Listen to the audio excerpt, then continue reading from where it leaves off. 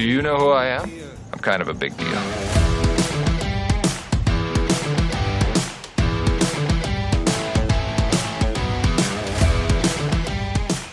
Hello out there in podcast land. It is another edition of the Bmore Baseball Podcast. He's Mike Bordick, the 14-year MLB veteran and Orioles Hall of Famer. I'm just Jerry Coleman. We've got brand new content every week, folks, on our podcast page, on X, on Instagram, on Facebook. Find us now at the Bmore Ball Pod. Also on YouTube, you earn a chance to win a $50 Lido Pizza gift card just by subscribing to our YouTube page, and show us evidence of it. We're at Bmore Ball Pod. Bmore Ball Pod on YouTube. And again, free Lido Pizza when you subscribe, or at least you qualify. It's episode number 7, Bordy. We're going to be joined by another Oriole Hall of Famer, the very popular Nick Markakis. Mike and I will also talk about the return of Gunnar Henderson, along with some of the more unappealing items at Major League ballparks. Plus, former Orioles team doctor Michael Jacobs is here once again. He'll tell us about the standard for a player having a UCL injury. But let's bring in our featured guest. He's sponsored by Pappas Seafood. From crab cakes to seafood classics, they'll deliver straight to your door. 4 locations in the Baltimore area, plus nationwide shipping, even down to Georgia, where Nick is. Order today at pappascrabcakes.com. That's pappascrabcakes.com. Nick, great seeing you at spring training. I have to tell everyone, you surprised the living, and it's a family program, so I'll leave out the word out of me when you decided to come up behind me at this sushi restaurant and put your hands on me and slap me on. I think you flicked my ear or something. And I was like, what the hell? What is going on in here? But it was great to see you down at spring training all together. And first of all, I want to get into your experience down there and coaching and being around the Orioles. Did it make you feel 10 years younger? I don't necessarily know if it did that, but it definitely felt good to be back. Kind of where it all started, and just to be back on the field. That was the first time I've gotten back on the field since I retired. I wanted several years after I retired to just kind of lay low, kind of do my thing with the kids, and I thought that they had reached out last year. It didn't work out, and this year worked out, and it was awesome to be back. Well, you went down there with your guys too, man. Of course, Adam Jones, now part of the organization. Brian Roberts down there, Matt Wieters. I mean, you were the crew that came up kind of together. I mean, a little mingled in, I guess, over the years. But it was that kind of core that set the stage for what I thought was just an incredible run through the teens and 2000s. I showed up in 2011, Nick. You became instantly my favorite player because of your defense, how you handled the bat. Tell us about that 2012 season and really how the Orioles turned things around, become a winning team again in the American League East. For the most part, to build a team, you got to have a good foundation. It's like anything. You build a house, you got to have a good foundation. And when you're building something like that, the foundation is crucial. And we had a great group of guys come up through the organization, mixed in with some good trades and some good signs. And next thing you know, you're a really competitive team. And that's kind of, how that kind of formulated. Buck came in, kind of changed things up a little bit, but we had a foundation.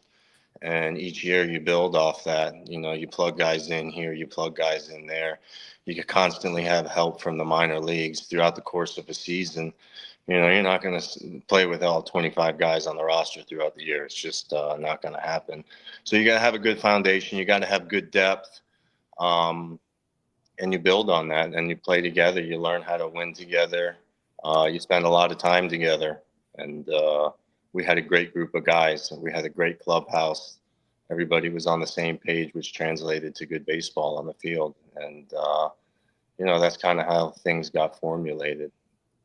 Yeah. I know you were down there again real quickly. I wanted to follow up on what Bordy had to say about what you were like when you were playing and then going back to spring training just a few weeks back and being around the guys. What's the biggest noticeable difference you see with today's game and today's player from yesteryear when you and Bordy were playing? I think it's more of a power shift. When I came up, I kind of caught the tail end of a finesse game.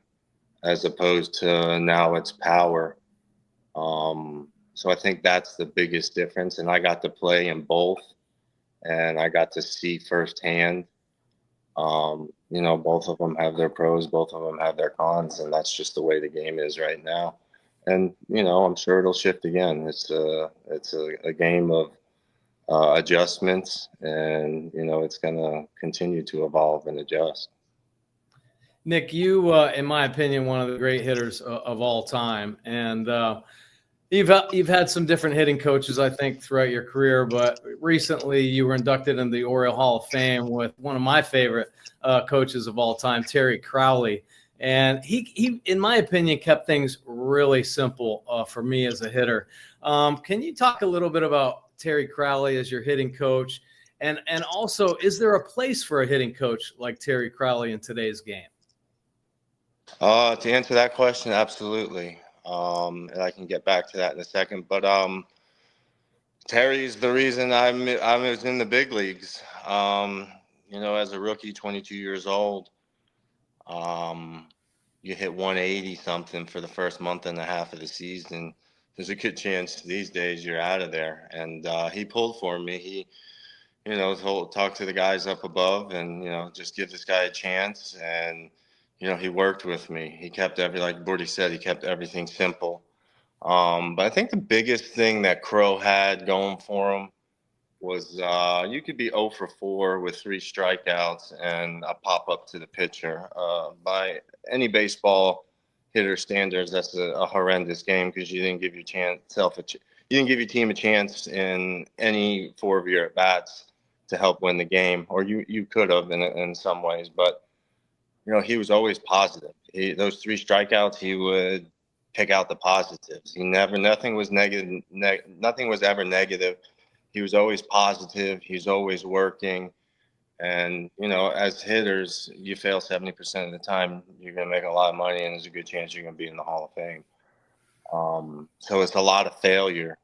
So, whenever you're discouraged and coming back from a bat, it was always positive. And that helps so much as a hitter when you could be around positivity with so many negative outcomes throughout the course of a season. And he was just big in that aspect. Besides knowing what he's talking about, he knows what he's talking about. And he helped me tremendously, and he's the reason I got to stay in the big leagues and develop in the big leagues and become the player I was.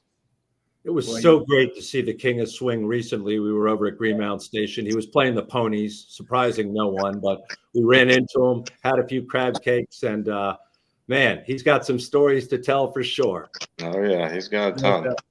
Hey, Nick, in terms of longevity, I mentioned at the top that Mike played 14 years in the majors. You played 15. What does it mean to last that long at the highest level of baseball and be so durable? I think that's the biggest honor I get out of my career is, my mom sent me something this morning, like a fun fact. I think there was 23,000 baseball players from 1876 or something like that. The game's been around 147 years, and only 23,000+ have played. And, you put that into perspective of what this quote said. I think Progressive Field seats 38,000. That only seats 61% of the stadium for players throughout the course of the season. And I put it into perspective now, and you ask that question, it's, that's probably my greatest honor is being able to play that long consistently. Because, if you're not performing or you're not doing your job, they'll cycle through you. They'll get rid of you. There's always somebody waiting in the spot, especially with as many people as are playing. And I never took anything for granted.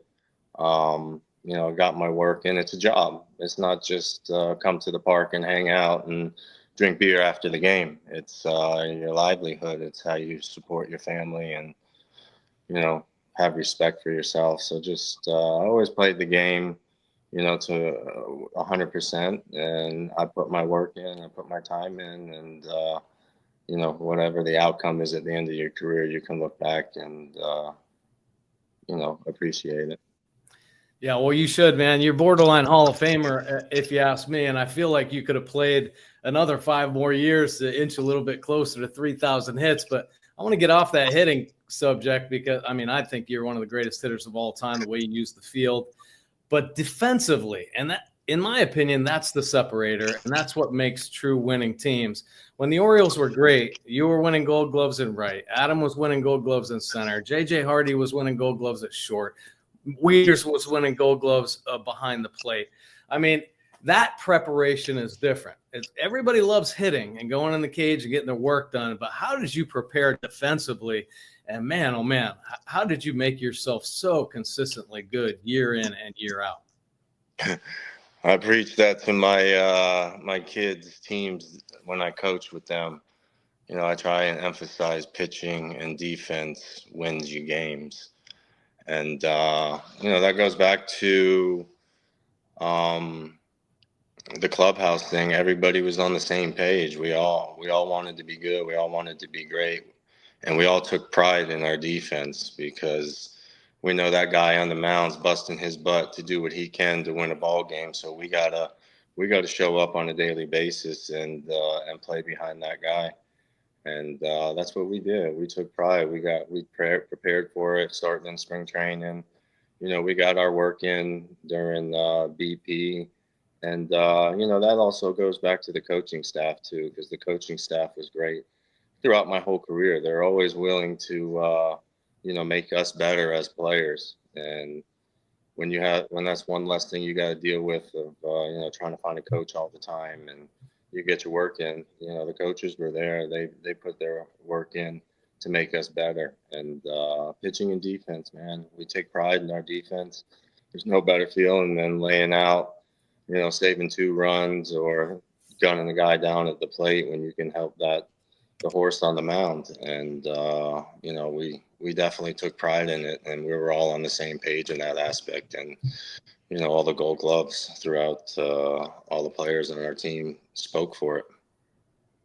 Well, I know it's not your corner. I know it's not your corner, but the left field wall has been moved in once again. It seems like they're rotating where the wall is going to be. How much talk was that at spring training? Was that a point of emphasis in terms of trying to play different defense or, you know, in terms of power structure and all that? And what is your overall feeling on the shift in the wall? I haven't really heard too much about it. It wasn't spoken too much. I didn't hear about it at all in spring training. So, you know, it's a touch and feel thing. They'll eventually get it at some point, right? I mean, they'll just keep moving in or out until they get what they want. I'm going to stay on that spring training subject. You got to be around a lot of our young guys with the Orioles. You got to give me your thoughts on this young team and maybe somebody in the outfield you're keeping your eye on. Well, the first thing I noticed, and, you know, kind of Hyde put me on the spot, was not my thing, but you know, Hyde's great, and, you know, I was my last day there, and he asked if I wanted to say anything to the team, so I went up there and said a few things to the team. But the biggest thing that I noticed when I got there, and I told them this in some other words that I'm not going to use here, but I could not believe how big all those guys were. All of them. They're all big. It's the biggest team I've ever been around. I mean, I was at Bautista and Cano, and I'm walking down the hallway, and they're ducking going through the hallway just to get under the door. Henderson, Cowser, Mountcastle, they're all at Rutschman. They're all big dudes. Yeah. Even O'Neill, yeah, he's on another level. But they're all big and they're strong, and you see why they, you know, lead the league in damn near homers every year.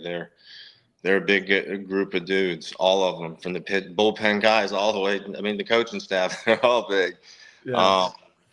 But they're all a great group of guys. They're all respectful. They all respect the game. They seem like they got it going on in the clubhouse just from what I've been around. And, you know, that's half the battle right there. And, you know, it's early in the season. Anything can happen. And baseball's a funny sport. Things will turn around for those guys. They know they're going to be there where they want to be. It's just a matter of relaxing, having fun, getting adjustment. first part of the season's always rough. April, cold here, hot there. It's just you can't get a good feel for it, and they got it going on over there for sure. When Hyde asked you to give that pep talk, were you like, hey, I didn't give many pep talks during my playing career, or did you? I mean, I thought Adam was the mouthpiece in the clubhouse all the time. I could deflect to him, but he scooted out of there a little early. No, it was good. He just asked if I wanted to say a couple words and thanked me for coming. I said some things to the guys, and that was it. More of the Bmore Baseball podcast coming right up. At Pappas Restaurants, we've been serving up Maryland's best crab cakes for over 5 decades, and now we make it easier than ever to get your favorites. With 4 restaurants and sports bar locations across Harford County, Baltimore County, and Anne Arundel County, you can stop in for fresh seafood, ice-cold drinks, and wall-to-wall TVs. But if you can't make it in, don't worry. We'll bring Pappas to you. Our new state-of-the-art shipping and commissary location on Bel Air Road in Nottingham means you can pick up fresh-made meals or have our famous crab cakes and seafood shipped anywhere in the country. Dine in, pick up, or ship nationwide. However you Pappas, we've got you covered. Order now at pappascrabcakes.com. I'm retired now, but I was an Orioles home run. Grand slam, actually. Took a sweet ride right into the flag court, and it was awesome. Could be awesome for you, too, if you play Home Run Riches from the Maryland Lottery. You could win instantly, or be a contestant of the game and win $500 for being selected, $500 for every Orioles home run, and $5,000 for every grand slam. Sounds like a ball, if you ask me. Enter all season at mdlottery.com. The Be More Baseball podcast welcomes Relief Shop. Shop Maryland's largest adult use and medical cannabis menu, located at 1114 Cathedral Street in Baltimore, with medical delivery available throughout Maryland 7 days a week. Only at Relief Shop. It's savings season at Lido Pizza. 99-cent refreshing iced teas for spring and summer, or $6 calzones every Tuesday. There are tons of new deals and rewards for everyone, exclusively at LidoPizza.com or on the Lido Pizza app. Lido Pizza, a local legend since 1955, proud partner of the Baltimore Orioles.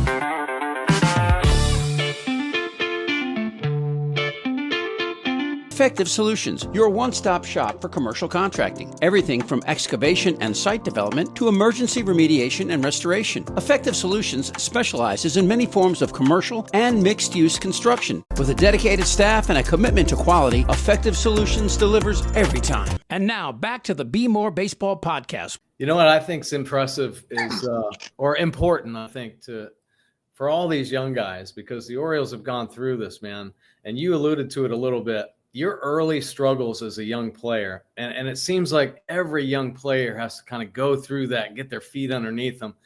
And you said, you had like a month and a half, man, with that kind of struggle. I've had those struggles in the big leagues too.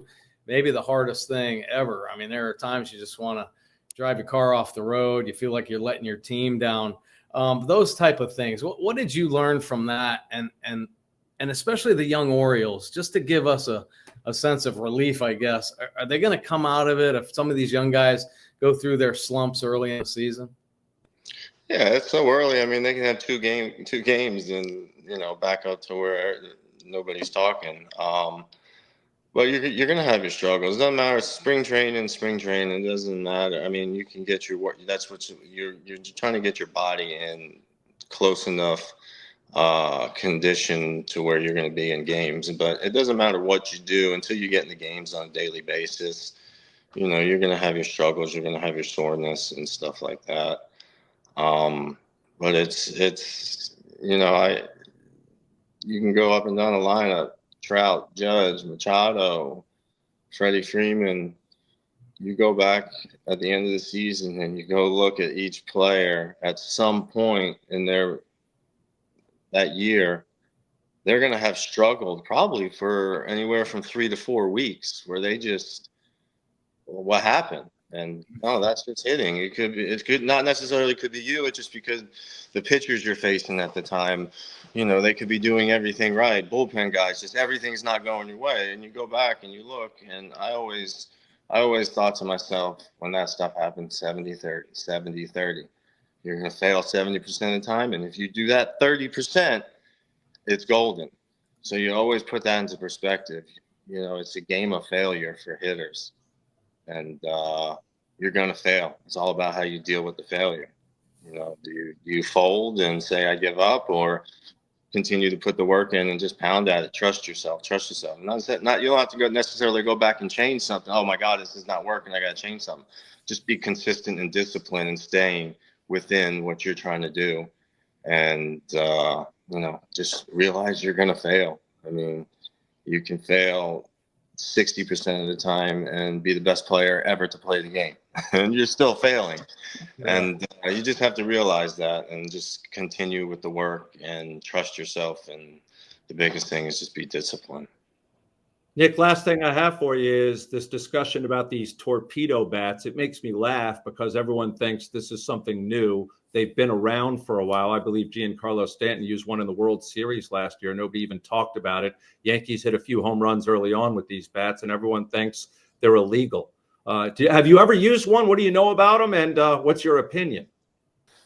That goes back to today's game versus, when I first came up. It's a power game, and just from what I see on TV and some of the select few games that I do watch, it's a power game and it's not a finesse game. So to me, I don't care what bat you're hitting. You go look back at all the replays, and where are all the pitches? They're all in the heart of the plate. So I don't care if Stanton's using a torpedo bat or a C271. He's supposed to murder those balls. Judge, they're supposed to murder those balls in the middle of the plate. I don't care if it's 100 miles an hour. It's over the heart of the plate. And when you get the big league hitters that see it on a consistent basis, if you're not spotting up as a pitcher, I mean, that's what you're going to give, something, the guys something to talk about on TV. So for me, it's more so the sliders right down the middle. Like Ohtani yesterday, I was watching him. I caught some highlights. He had a great game. Go look at those pitches where they were off. They were right down the middle. And what is Ohtani going to do? What he should do. I mean, he's a great hitter, one of the best hitters ever. And you're going to do him a favor by minimizing his expansion of the zone by, zoning in on balls right down or over the plate. It almost seems like when I was playing it, middle to middle in, anywhere on the plate, that's what you're kind of hunting. The corners, the pitchers can have until, they force you to swing at it. And, today's game, even towards the end of my career, it's almost just like sit down the middle because guys just try to power everything past you or spin everything past you. So you just set your sights on the play. So I don't necessarily think it's the bat. I mean, Judge could go up there with a broomstick and hit 95 right down the middle. Yeah. I think it's more so location than bat. It's the hitter, man. It's the hitter. It's not the bat. It's the hitter. No, I don't think it's the bat. Yeah. All right, Nick, we appreciate your time, and let us know when you're coming to Baltimore. We got a few gifts for you from our sponsors we want to share with you the next time you're up here in the Charm City. I don't see a rifle around near you. I'm sure there's one nearby in that room because we know it's a mix of baseball and hunting in your life right now. Yeah, that's why the camera's not pointed that way. All right. Well, have fun with the family, and we really are grateful for you taking the time, and it was great seeing you at spring training, at least from my perspective. All right, guys. I appreciate you having me. Thanks, Nick. Thanks, man. All right. There he is, the very popular Nick Markakis, very even keel. Didn't even take the bait when I tried to, bait him about that encounter at that sushi restaurant. He scared the living daylights out of me, but what a great guy, and look forward to him being a part of the organization for years to come. Take a swing at a healthier mouth and a better looking smile with my dental team at Catonsville Dental Care. Catonsville Dental Care is a winning team of caring dental professionals who treat you like family. You will love their clean, friendly office where your comfort and care are their top priorities. Catonsville Dental Care has more than 2,000 5-star Google reviews and received many awards such as Top Dentist and Top Workplace. Catonsville Dental Care accepts most insurances and offers convenient hours before or after work, and some Saturdays too. Mention the Jerry Special for your $149 new patient visit, or receive $500 off your Invisalign treatment. So get off the bench. Call Catonsville Dental Care today. Everyone knows Greenmount Station in Hampstead, but did you know that at Greenmount Station you can bet 7 days a week just like you're at the track? With in-person teller windows and state-of-the-art touchscreen kiosks. And with Greenmount Station's brand new Bet Park Sportsbook, you can bet on all other sports as well. Wherever you are in Maryland, Maryland. Spreads, money lines, live bets, props, parlays, and teasers. The BetParks Maryland mobile app is now live for Apple and Android devices, so you'll never miss your next big score. Just search for BetParks MD in the Apple App Store or on Google Play. 21 and over only. Please play responsibly. For help, call 1-800-GAMBLER. At Heller Coates, we ensure peace of mind. Our mission, to educate, design, and protect, ensuring that you get the right insurance at the right price. Whether it's home and auto, life, disability, long-term care, or employee benefits, our deep understanding of personal and business life cycles allows us to tailor solutions just for you. We specialize in strategic insurance planning for those who value protection. Ready to take the next step? Get in touch for no obligation 360 policy review at insurance@hellercoates.com. They say it all comes back to your roots, right? At Grassroots, high-quality cannabis is in their nature. From soil to soul, their passion for cannabis and community inspires everything they do. Try your favorite strains from their cultivar library of top-shelf flower, pre-rolls, and concentrates. Whether you're cheering from the stands or chanting for the O's at home, their crafted flower helps you curate the perfect game day. Ask for Grassroots Cannabis at your favorite dispensary in Maryland. All right, Bordy, let's move on to our For the Birds portion. It's sponsored by our friends over at the Maryland Lottery. Playing the Maryland Lottery responsibly means knowing what's true and what's not about your favorite games. Learn the facts and myths at mdlottery.com, and please play responsibly. All right, we talked about Gunnar Henderson a little bit with Nick, but he has come back. He came back in Kansas City. He struggled early. He started 1 for 13. I thought he was putting too much pressure on himself. And for the first time I ever heard fans chanting overrated. Now, those were Kansas City fans. They have Bobby Witt Jr. Yeah. But what about Gunnar's return? Not only offensively, Bordy, but defensively as well. Yeah, a little bit of a slow start for sure. Listen, Gunnar Henderson didn't even have spring training, right? They tried to rush him in at the end. So you knew his timing was going to be a little bit off. And he's always going to be a strikeout guy. I think he's had over 300 strikeouts the last couple seasons. So he's going to swing and miss. He does have 8 early strikeouts. So, you kind of expect that, but he does. He seems a little off. I think the return of Gunnar Henderson, maybe in his own mind, he thinks, I'm the MVP. I'm going to go out and do great things, and maybe just trying a little too hard here in the early going. Completely expect him to settle in.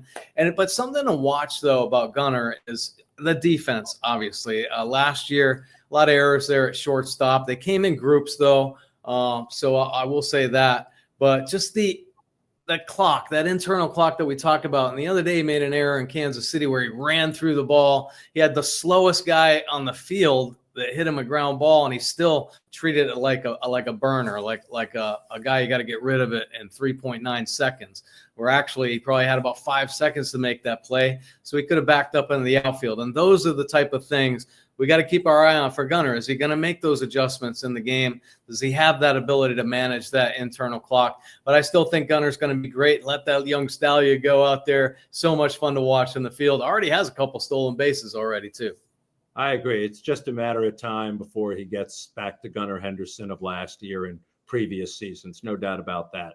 As far as the starting rotation goes, they've now taken at least one turn, some two. I'll say Zach Eflin has pinpoint control. I mean, that guy, you can count on him throwing less than 2 walks almost every game. Your thoughts on the starting rotation, though, so far?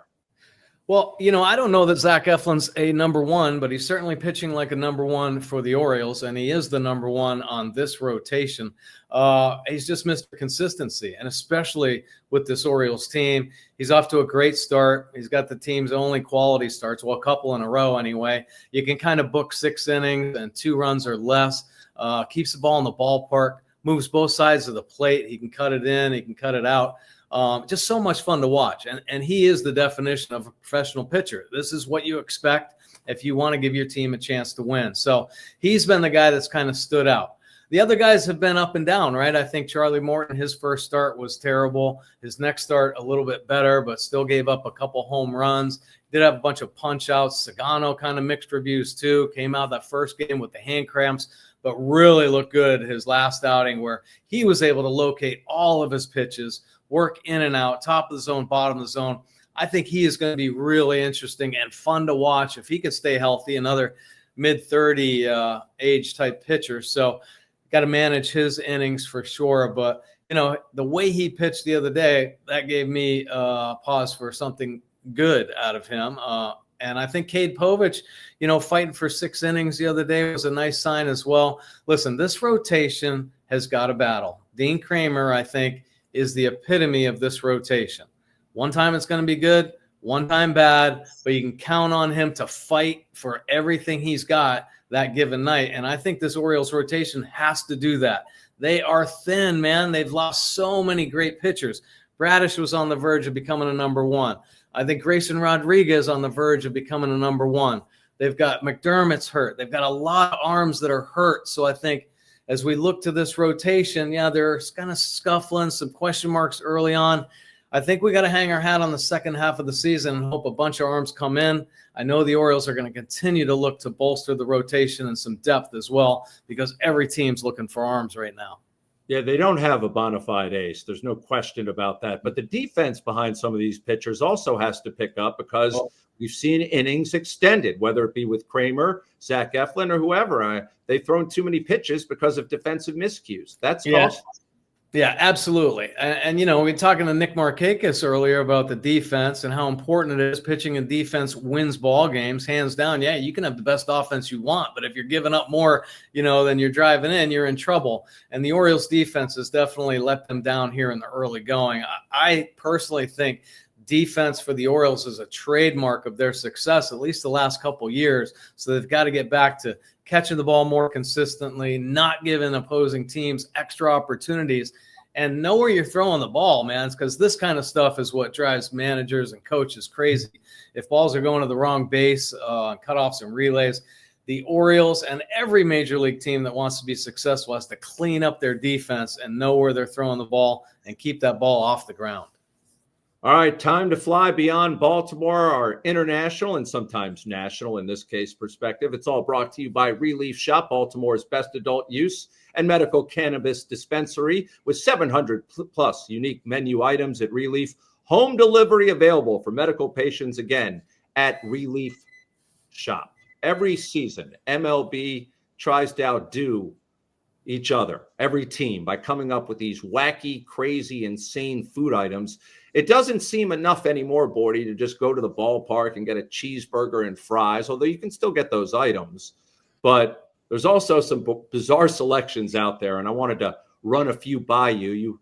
You're a great eater yourself, more leaning towards the meat than anything. But the Yankees, they put out a helmet filled with tiramisu. I wouldn't eat it. Maybe I would eat it because it looks pretty good and it's a nice Italian dessert. But the Orioles still have Boog's Barbecue, as we have talked about in the past. Yeah. They also serve a hot dog with crab on it. I don't know about you. I don't need crab on my hot dog. I don't need it on my hamburger. I just like crab on crab. Maybe I'm funny like that. Let's get your reaction, though, to some of these wacky selections, even though, again, you are a carnivore. The Cleveland Guardians. They have put out something called a pork and waffle. It's barbecued pulled pork, coleslaw, and mac and cheese. Sounds like a bit messy in your seat. You don't want that spilling on to the person in front of you, but it's also put in like an ice cream waffle cone. Is that something you might enjoy? Well, a few years ago, maybe I would have. Listen, I love all the regional foods that teams are putting out there. That sounds awesome to me. And I'm telling you right now, if you want to enjoy a major league experience and food is part of your experience, going to a major league ballpark nowadays, you're going to get a lot of interesting stuff. I think that in Cleveland sounds delicious, man. That's right up my alley. Well, at least 5 or 10 years ago. That gets the Bordy approval. A place where you once played, Toronto, in my opinion, has a terrible combination. It's cotton candy on top of French fries. So French fries topped with this cotton candy drizzle. Name two things that don't go together. Let me do it for you. French fries and cotton candy. Well, listen, I didn't think French fries and gravy went together, and they put that on there up in Canada too. So anything goes. Anything goes on French fries in Canada. I'm not a big fan of the cotton candy on the French fries, but hey, whatever it takes to get people in there and watch a Blue Jays baseball, I'm sure, especially after this Vladimir Guerrero contract of $500 million, they got to find a way to pay for that.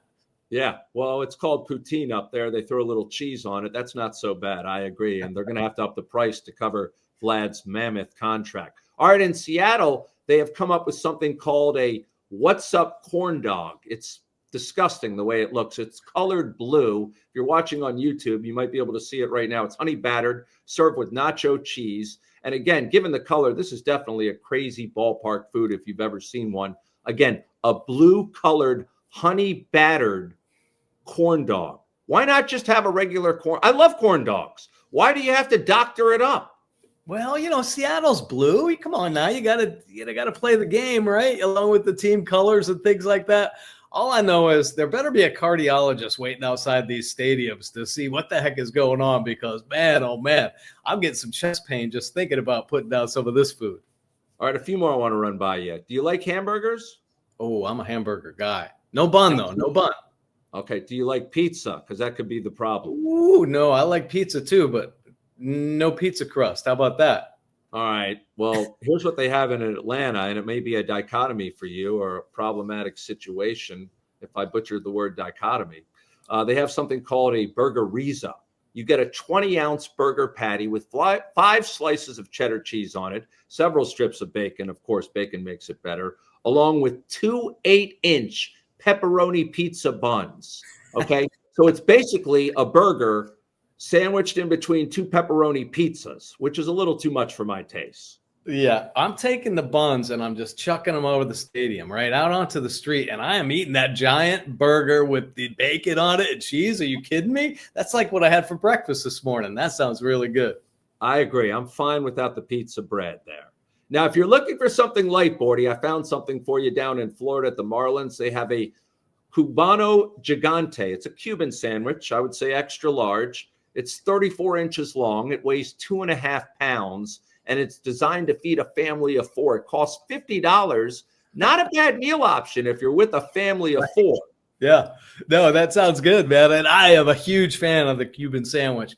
A little mustard on there with the ham and the pickles and stuff like that. That is a go-to for me, especially when I was playing. I love those Cuban sandwiches. And that sounds good, man. A 2-pounder? Are you kidding me? That might last through lunchtime. Yeah, a free piece of advice regarding a Cuban sandwich. They're not good the next day. I made that mistake in trying to save it and eat it the next day. And I didn't feel too well after that. But just give me a hot dog, yes, with ketchup or with relish or with mustard or with onions, some nachos and a beer or a Coke. I don't need all this bougie stuff, Bordy. Yeah, I like to keep it simple at the ballpark too.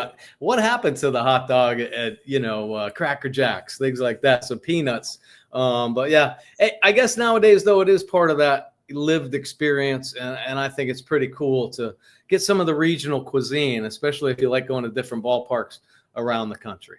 Yeah, the Orioles have certainly done that and done it very well. I wanted to ask you personally, in terms of preparation for a game, did you eat right before the game or a light lunch or a light breakfast, or did you just pig out after the game was over? I did everything. I ate as much as I could. Actually, I didn't want to get too full before a game. I was typically a peanut butter and jelly guy. I think that is a baseball staple. You learn it through the minor leagues and you live it in the major leagues until the George Foreman grill came into our world. And next thing you know, it was chicken breasts every day after batting practice, and then eat as much as you could after the game. Yeah, you needed that energy for the game, and especially – if you're concentrating, you're working hard, those long games, maybe even a doubleheader, you need that energy to keep you going.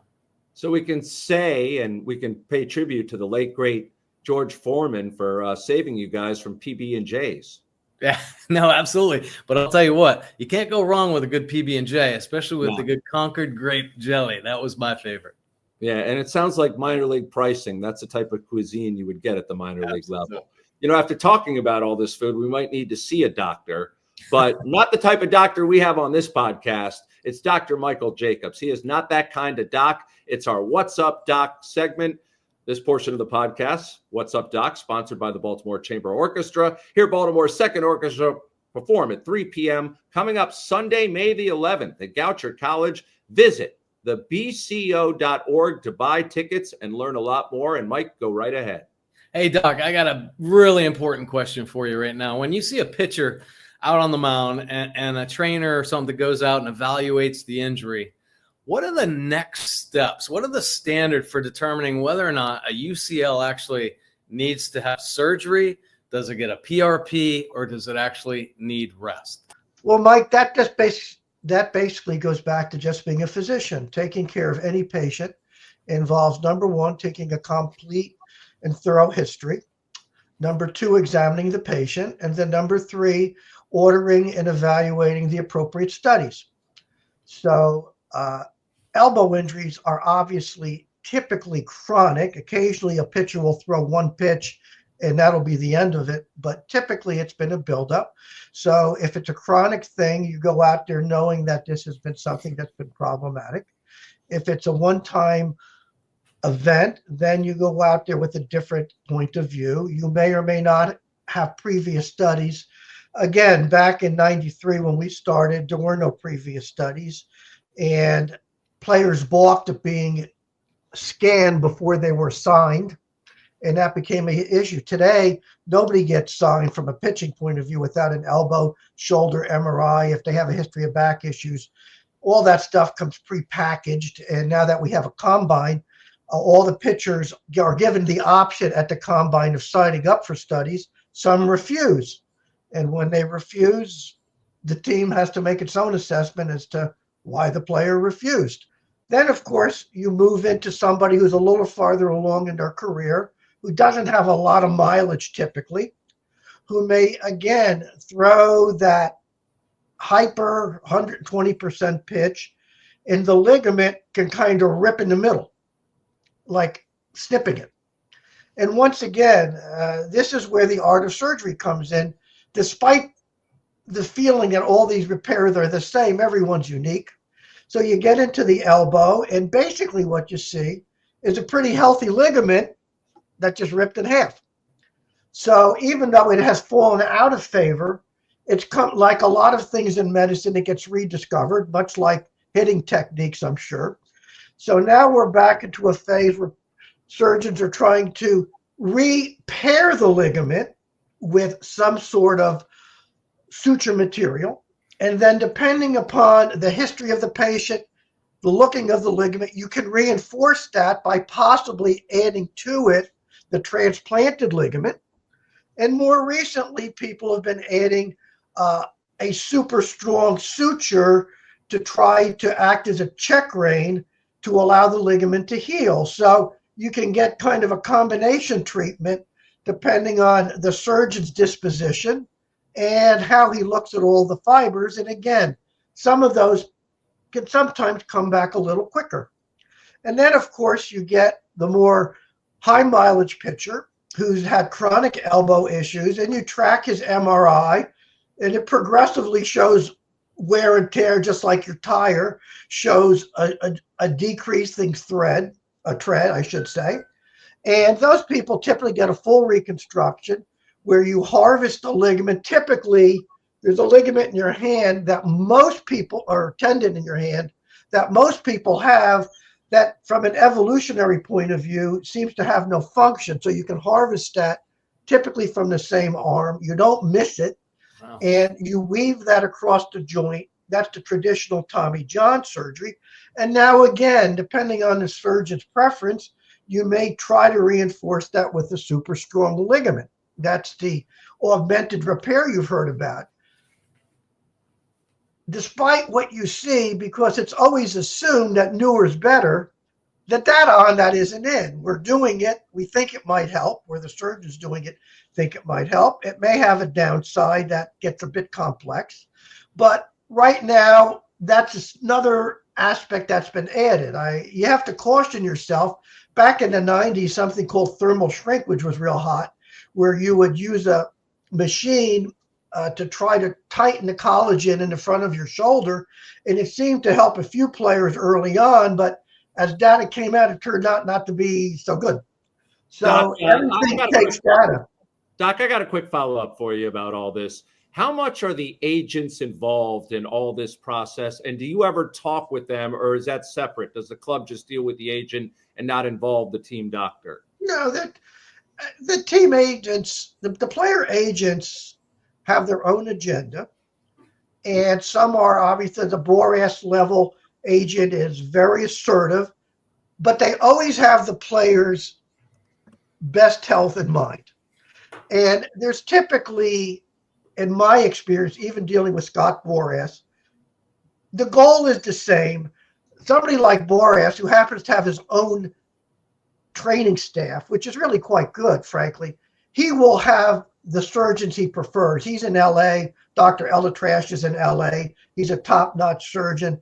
He will tend to steer people towards the Curl and Job Clinic, which is a top-notch clinic.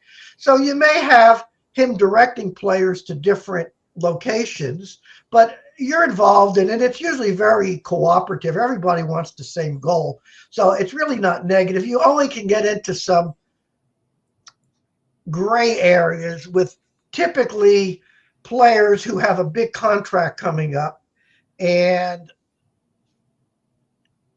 other factors come into play. And while I had nothing to do with Kumar Rocker from Texas, that's a perfect example of a high leverage college player gets drafted by the Mets, which has a very well known orthopedic staff. They obviously saw something they didn't like, but it was much like the trouble I ran into with the Orioles back in 93-4. We would see people who I thought were going to have trouble quickly, but were still pitching at a high level. You cannot flunk a Kumar Rocker who's throwing 95 miles an hour. He can clearly pitch, but it gets into the contract. And I had notable reporters calling me a charlatan, a quack. One very notable reporter said I had some magic crystal ball to read the future. But if you're talking about giving people 5 and 6 and 8-year contracts, you're playing into that. And in Rocker's case, obviously, the Mets passed. I assume they got a compensatory pick for him, which is why they probably passed. He sat out a year. The Rangers drafted him, 2 or 3 or something like that. And immediately he had Tommy John surgery. So the Rangers may have felt, because they have a top-notch doctor also, and Keith Meister said, well, maybe he needs the Tommy John surgery, but I think it's worth the number 3 pick. The Mets probably say, I'm not taking the number 3 pick for a guy who's 3 years away from pitching. So that gets into the financial long-range plan of teams of how they want to do things like that. Does that make sense to you, Mike? Absolutely. Yeah. Dr. Michael Jacobs, appreciate your input as always, brought to us by our friends at the Baltimore Chamber Orchestra. We want to thank all our sponsors, Rich and Brian, big Nick Markakis fans. We appreciate their support. At Heller Coates, we ensure peace of mind. Our mission, to educate, design, and protect, ensuring that you get the right insurance at the right price. Whether it's home and auto, life, disability, long-term care, or employee benefits, our deep understanding of personal and business life cycles allows us to tailor solutions just for you. We specialize in strategic insurance planning for those who value protection. Ready to take the next step? Get in touch for a no-obligation 360 policy review at insurance@hellercoates.com. They say it all comes back to your roots, right? At Grassroots, high-quality cannabis is in their nature. From soil to soul, their passion for cannabis and community inspires everything they do. Try your favorite strains from their cultivar library of top-shelf flower, pre-rolls, and concentrates. Whether you're cheering from the stands or chanting for the O's at home, their crafted flower helps you curate the perfect game day.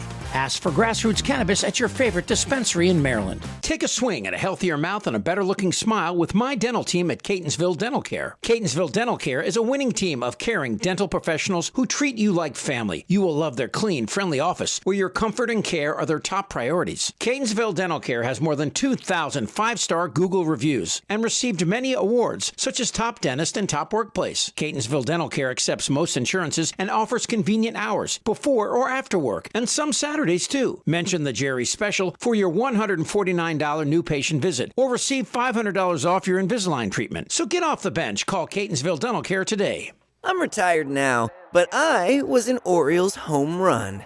Grand slam, actually. Took a sweet ride right into the flag court, and it was awesome. Could be awesome for you, too, if you play Home Run Riches from the Maryland Lottery. You could win instantly, or be a contestant of the game and win $500 for being selected, $500 for every Orioles home run, and $5,000 for every grand slam. Sounds like a ball if you ask me. Enter all season at mdlottery.com. At Pappas Restaurants, we've been serving up Maryland's best crab cakes for over 5 decades, and now we make it easier than ever to get your favorites. With 4 restaurants and sports bar locations across Harford County, Baltimore County, and Anne Arundel County, you can stop in for fresh seafood, ice-cold drinks, and wall-to-wall TVs. But if you can't make it in, don't worry. We'll bring Pappas to you. Our new state-of-the-art shipping and commissary location on Bel Air Road in Nottingham means you can pick up fresh-made meals or have our famous crab cakes and seafood shipped anywhere in the country. Dine in, pick up, or ship nationwide. However you Pappas, we've got you covered. Order now at pappascrabcakes.com.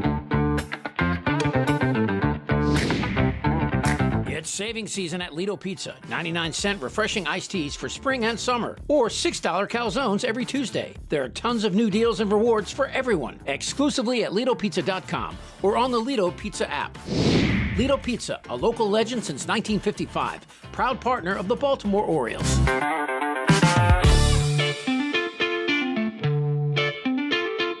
Everyone knows Greenmount Station in Hampstead, but did you know that at Greenmount Station you can bet 7 days a week just like you're at the track? With in-person teller windows and state-of-the-art touchscreen kiosks. And with Greenmount Station's brand new Bet Park Sportsbook, you can bet on all other sports as well, wherever you are in Maryland. Spreads, money lines, live bets, props, parlays, and teasers. The Bet Parks Maryland mobile app is now live for Apple and Android devices, so you'll never miss your next big score. Just search for Bet Parks MD in the Apple App Store or on Google Play. 21 and over only. Please play responsibly. For help, call 1-800-GAMBLER. The Bmore Baseball Podcast welcomes Relief Shop. Shop Maryland's largest adult use and medical cannabis menu located at 1114 Cathedral Street in Baltimore, with medical delivery available throughout Maryland 7 days a week. Only at Relief Shop. Effective Solutions, your one-stop shop for commercial contracting. Everything from excavation and site development to emergency remediation and restoration. Effective Solutions specializes in many forms of commercial and mixed-use construction. With a dedicated staff and a commitment to quality, Effective Solutions delivers every time. Also, thanks to senior executive producer Chip Franklin for putting this latest episode together.